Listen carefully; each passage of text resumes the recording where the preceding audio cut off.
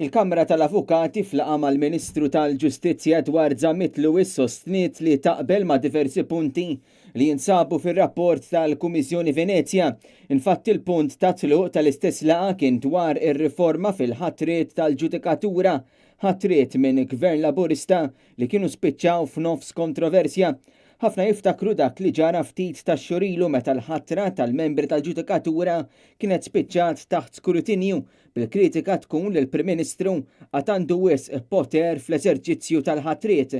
Infatti l-aktar ħatra reċenti spiċċat saħansitra b'kawża fil-qrati Maltin.